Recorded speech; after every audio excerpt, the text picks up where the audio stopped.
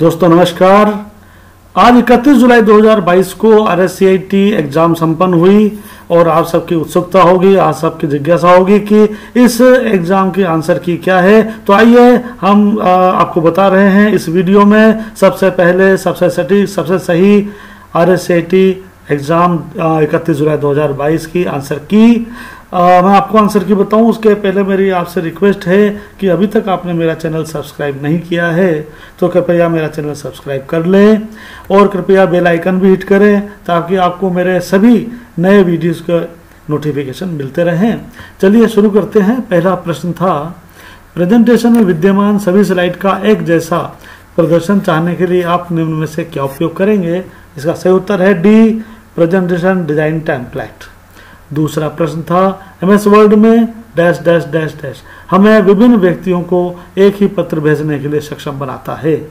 इसका उत्तर है D, mail merge. दोस्तों मेल मर्ज MS वर्ड की एक ऐसी फैसिलिटी होती है, एक ऐसा फीचर होता है जिसके द्वारा हम एक ही लेटर को, जिसकी एक ही बॉडी है, उसको हम अलग अलग एड्रेसेस पर, अलग अलग मेलिंग एड्रेसेस पर या अलग अलग ईमेल एड्रेसेस पर उसको हम भेज सकते हैं।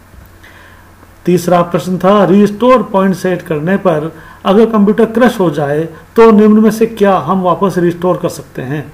तो पहला विकल्प था विंडोज रजिस्ट्री रिस्टोर करना, बी था सिस्टम फाइल इंस्टॉल्ड एप्लीकेशन को रिस्टोर करना और सी था विंडोज रजिस्ट्री रिस्टोर करना, सिस्टम फाइल इंस्टॉल्ड एप्लीकेशन को रिस्टोर करना। दोनों विकल्प सही हैं, तो इसका बिल्कुल सी ही इसका सही उत्तर है। विंडोज रजिस्ट्री रिस्टोर करना, सिस्टम फाइल इंस्टॉल्ड एप्लीकेशन को रिस्टोर करना, दोनों विकल्प सही हैं, तो इसका सही उत्तर है सी।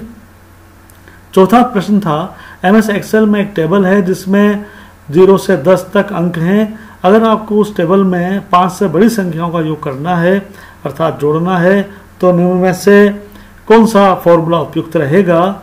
और इस प्रश्न में जो 4 विकल्प दिए गए हैं वो चारों विकल्प गलत हैं। भाई आप खुद सोचिए कि यदि आपको 5 से बड़ी संख्याओं का योग करना है तो आप जो फॉर्मूला लगाएंगे उसमें ग्रेटर देन 5 तो होना चाहिए ना, तो इसमें कहीं भी ऐसा नहीं है। इसलिए सीधी सी बात यह है कि ये जो एक प्रश्न है इसमें आपको बोनस मार्क्स मिलेगा। आपको एक ईमेल करनी होगी यूनिवर्सिटी को, आपको बोनस मार्क्स मिलेगा बिल्कुल। और इसका सही उत्तर है equal to sum if bracket में A2:A8 कोमा और फिर डबल कोर्स के अंदर ग्रेटर देन 5। मैंने यहाँ पर MS एक्सेल की शीट भी आपको यहाँ पे दिखाई जिसमें इस फॉर्मूले को लगाकर और सही उत्तर निकाल के दिखाया गया है। आप देख सकते हैं कि A2 से A8 तक यहाँ पे कुछ नंबर्स फीड कर दिए गए हैं, 2, 3, 8, 6, 2, 7, 3 और इनमें से अगर हम देखें कि 5 से बड़ी संख्या है कौन कौन सी, तो वो है 8, 6 और 7 और इन तीनों का जोड़ होता है 21 जो कि इस फॉर्मूले से आ रहा है। पांचवा प्रश्न था, MS PowerPoint 2010 की फाइल बंद करने के लिए किस तरीके का इस्तेमाल किया जाता है। सबसे उपयुक्त विकल्प चुने। इसमें ए में बताया गया है, ए ऑप्शन में दिया गया है फाइल टैब पर क्लिक करें और फिर क्लोज विकल्प पर क्लिक करें। बी में बताया गया है आप विंडो के ऊपरी दाएं भाग पर दिखाई देने वाले क्लोज बटन पर क्लिक कर सकते हैं। सी में कहा गया है कीबोर्ड की शॉर्टकट Ctrl+W का प्रयोग कर सकते हैं। तो बिल्कुल ये सभी विकल्प सही हैं, इसलिए उसका उत्तर है डी, उपरोक्त सभी। छठा प्रश्न आया था, सोशल नेटवर्किंग साइट के उदाहरण हैं। तो दोस्तों फेसबुक, ट्विटर, इंस्टाग्राम ये तीनों ही तो सोशल नेटवर्किंग साइट्स हैं।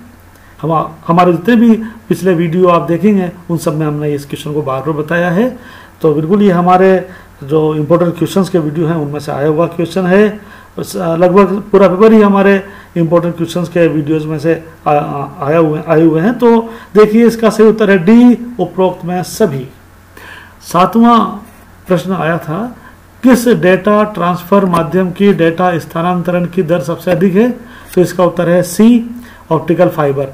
ट्विस्टेड तार, सह अक्षीय केबल और ऑप्टिकल फाइबर में से सबसे अधिक डेटा ट्रांसफर की दर होती है ऑप्टिकल फाइबर में, तो इसका सही उत्तर है सी।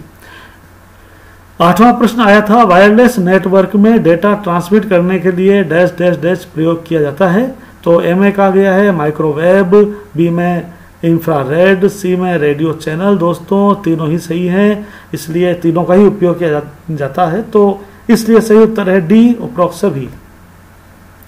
नवा प्रश्न आया था MS एक्सेस 2010 में उपयोगकर्ता द्वारा कौन से डेटा प्रकार दर्ज या बदला नहीं जा सकता है, सबसे उपयुक्त विकल्प चुनें। तो कौन सा ऐसा डेटा टाइप है जिसको हम दर्ज या बदल नहीं सकते हैं, तो उसका सही उत्तर है ऑटो नंबर।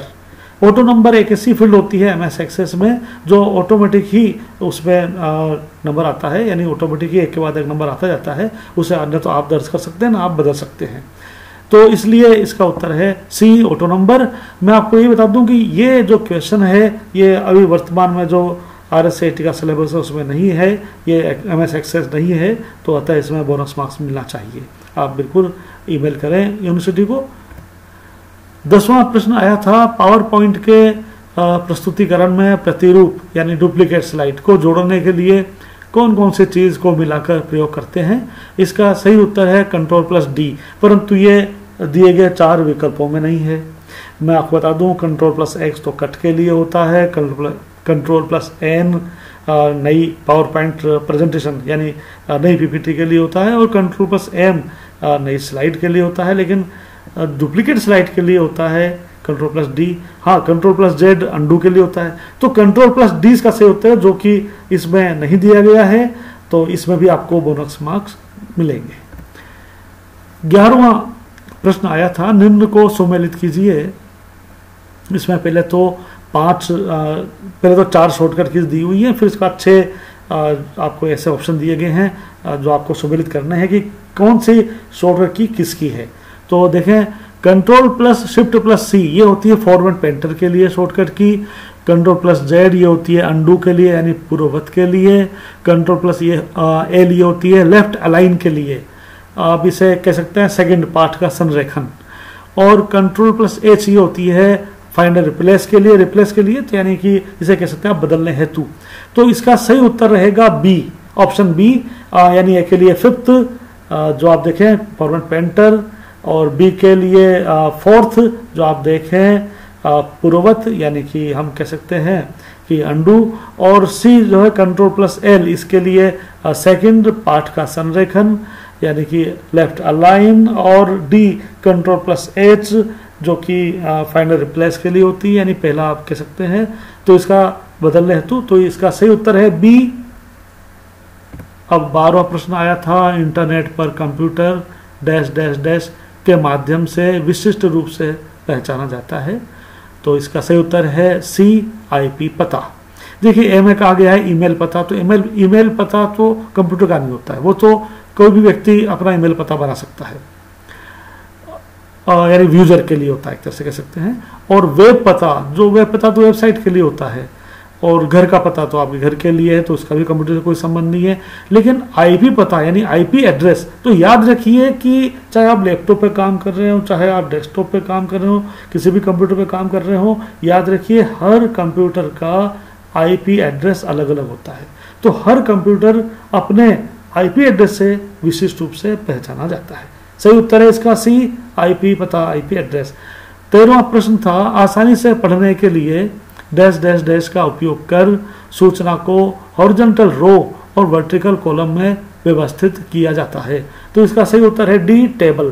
टेबल के रूप में अगर आप सूचना को यानी डाटा को अरेंज करते हैं तो वो हॉरिजॉन्टल रो और वर्टिकल कॉलम में अरेंज होगी, तो बिल्कुल सही उत्तर इसका डी है, टेबल। 14वां प्रश्न था एक ऑप्टिकल इनपुट डिवाइस जो पेपर मीडिया पर बने पेंसिल के निशानों को स्कैन करता है और पढ़ता है, तो इसका सही उत्तर है OMR।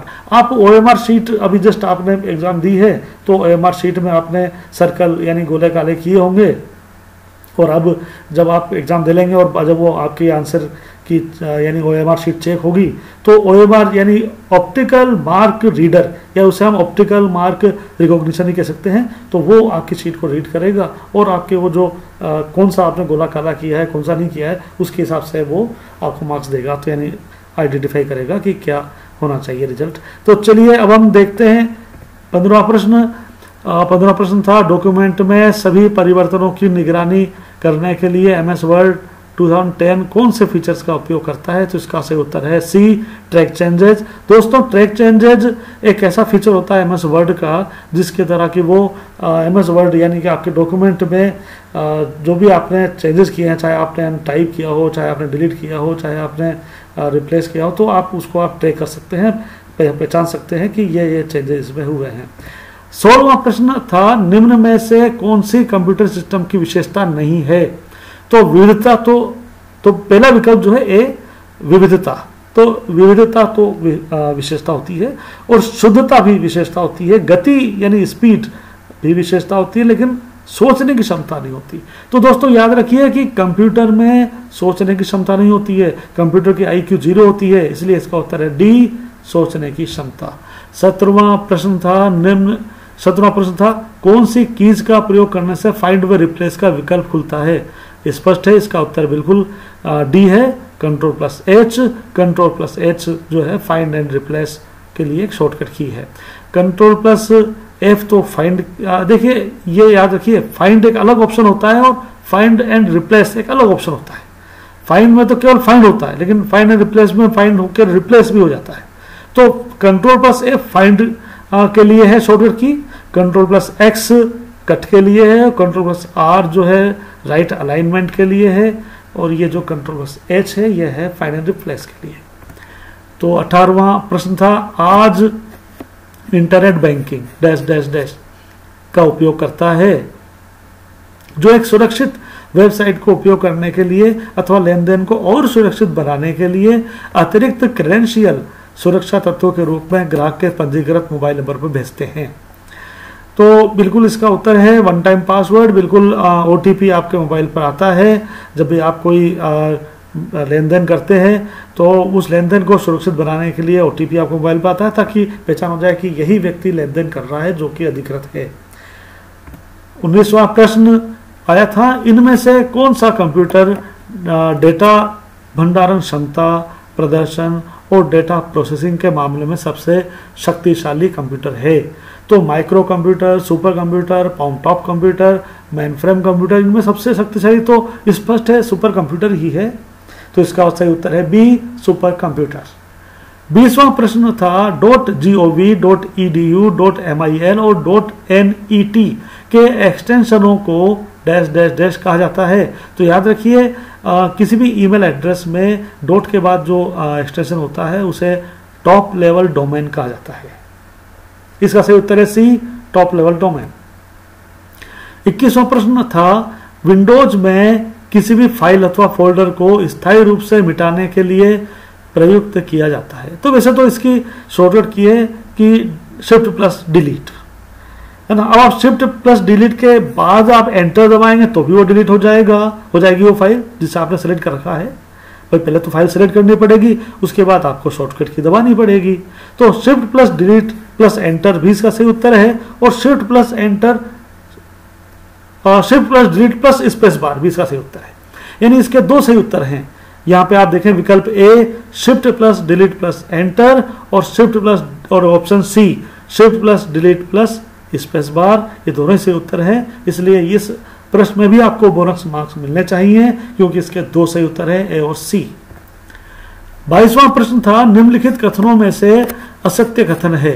तो इसमें CRT मॉनिटर सबसे अधिक पतला मॉनिटर होता है, बिल्कुल नहीं।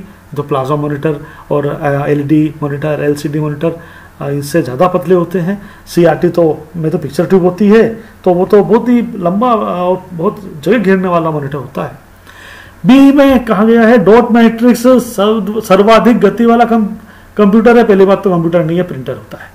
तो डॉट मैट्रिक्स सर्वाधिक गति वाला प्रिंटर है, कंप्यूटर है। दोनों में कुल मिला गलत है ये, क्योंकि डॉट मैट्रिक्स जो प्रिंटर होता है और ये प्रिंटर बहुत धीमी गति का होता है। ये तो एक एक अक्षर को मतलब हथौड़े की तरह मार मार कर प्रिंट करता है कागज पर। बीच में रिबन होता है, रिबन पर हथौड़े की तरह वो अक्षर पढ़ता है और कागज पर प्रिंट होता है। तो एक एक अक्षर को इस तरह से प्रिंट करता है ना कि टाइम तो लगना ही है। सी में कहा गया है कैश मेमोरी मुख्य मेमोरी से धीमी होती है। भाई ये तो उल्टी बात हो गई, कैश मेमोरी तो सबसे फास्ट मेमोरी होती है। तो इसका सही उत्तर है बी। ए, बी और सी तीनों ही असत्य कथन हैं। चलिए 23वां प्रश्न देखते हैं। ऐसी कौन सी मेमोरी है जिसका प्रयोग रैम द्वारा अधिक बार प्रयोग में आने वाली सूचना को संग्रहित करने के लिए किया जाता है? तो इसका उत्तर है बी, कैश मेमोरी। बिल्कुल, कैश मेमोरी वो मेमोरी होती है जो कि रैम और प्रोसेसर के बीच में होती है, और इसमें क्या होता है कि बार बार अगर कोई सूचना जो है वो को काम में लिया जा रहा है तो वो फिर उसके बाद वो उसको कैश मेमोरी में भेज दिया जाता है ताकि वहां से जल्दी से उठाया जा सके। 24वां प्रश्न आया था, एक फाइल जिसमें पूर्व निर्धारित सेटिंग्स का प्रयोग सामान्य प्रेजेंटेशन प्रस्तुतिकरण डॉक्यूमेंट के बनाने में किया जाता है कहलाता है? तो इसका सही उत्तर है टेम्पलेट। टेम्पलेट्स दरअसल पहले से ही बने बनाए डॉक्यूमेंट्स या बने बनाए प्रेजेंटेशन होते हैं जिनमें आप थोड़ा सा चेंजेस करके, थोड़ा सा एडिट यानी मॉडिफिकेशन करके आप अपना तैयार कर सकते हैं। 25वां प्रश्न था, किस प्रकार का व्यक्तिगत ईमेल खाता आमतौर पर अपने कंप्यूटर पर ईमेल डाउनलोड करने के लिए उपयोग किया जाता है? तो इसका उत्तर है POP3। जैसे आप ये आउटलुक जो है ना, आउटलुक, माइक्रोसॉफ्ट आउटलुक, उसमें अगर आप अपना ईमेल एड्रेस सेट करना चाहेंगे तो POP3 के माध्यम से ही होगा।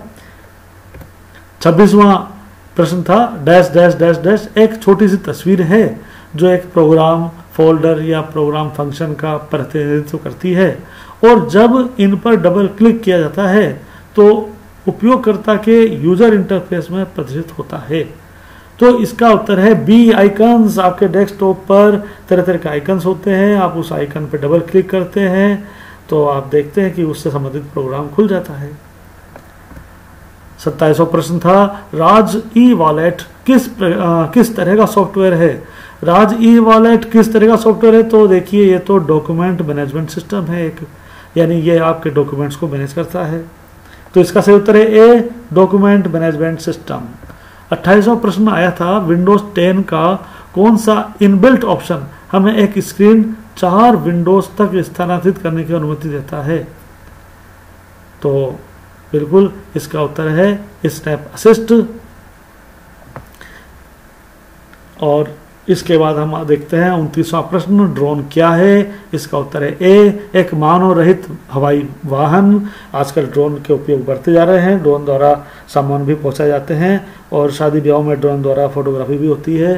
30वां प्रश्न था, डोमेन नाम का पता लगाने और उसे इंटरनेट प्रोटोकॉल एड्रेस में अनुवाद करने के लिए निम्न में से कौन उत्तरदायी है? इसका उत्तर है DNS। DNS की फुल फॉर्म होती है डोमेन नेम सिस्टम। 31वां प्रश्न था, दस्तावेज में हाइपरलिंक डालने की शॉर्टकट कुंजी क्या है? तो इसकी शॉर्टकट कुंजी जो है वो है Ctrl+K। Ctrl+K से आप शॉर्टकट से आप हाइपरलिंक डाल सकते हैं किसी भी टेक्स्ट पे। 32वां प्रश्न आया था,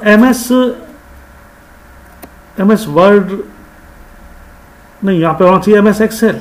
देखिए आप ये, अब आप देखिए यहाँ भी छोड़ दिया, MS वर्ड है या MS एक्सेल है या MS पावर पॉइंट है, लेकिन चूंकि फॉर्मूले की बात की जा रही है इसलिए ये MS एक्सेल का प्रश्न है। तो MS एक्सेल 2010 में डैश डैश डैश फंक्शन विभाजक द्वारा किसी संख्या को विभाजित करने के बाद शेष राशि प्रदर्शित करेगा? इसका उत्तर है सी, मॉड फंक्शन। मॉड फंक्शन अगर आप उपयोग करेंगे तो आपको रिमाइंडर यानी कि शेष राशि मिल जाएगी। जैसे यदि आपको 10 में 3 का भाग देना है और आप चाहते हैं कि 10 में 3 का भाग देने के बाद मुझे रिमाइंडर प्राप्त हो, तो वो जो शेष राशि तो वो आपको मोड फंक्शन से प्राप्त हो जाएगी। 33वां प्रश्न था, निम्नलिखित में से किसको व्यक्तिगत सूचना प्रबंधक के रूप में भी जाना जाता है? इसका सही उत्तर है बी, माइक्रोसॉफ्ट आउटलुक। 34वां प्रश्न था, निम्नलिखित में से कौन से लाभ PMJDY प्रधानमंत्री जन धन योजना से जुड़े हैं? तो बिल्कुल 5,000 रुपये तक की ओवरड्राफ्ट सुविधा भी उसमें है, 1 लाख रुपए का दुर्घटना बीमा कवर भी उसमें है और 30,000 रुपये का जीवन बीमा कवर भी है। तो इस प्रकार से इसका उत्तर है डी, अप्रोक्स सभी। 35वां प्रश्न था, भामाशाह स्वास्थ्य बीमा योजना BSBY का लाभ किस प्रकार के रोग को मिल सकता है? तो इसका उत्तर है सी, OPD और IPD दोनों। और ये योजना, इस योजना की जगह अब चिरंजीवी स्वास्थ्य बीमा योजना प्रारंभ हो चुकी है। तो दोस्तों ये थे 31 जुलाई 2022 को हुई RSAT एग्जाम के पेपर की आंसर की, पेपर के सभी क्वेश्चंस के आंसर्स सबसे सटीक, सबसे सही, सबसे पहले आपके सामने। और अब आप सबसे पहले तो देखें कि आपके कितने प्रश्न सही हैं और कमेंट करके मुझे बताएं कि कितने प्रश्न आपके सही निकले। दोस्तों आपका उज्जवल भविष्य के लिए बहुत बहुत शुभकामनाएं।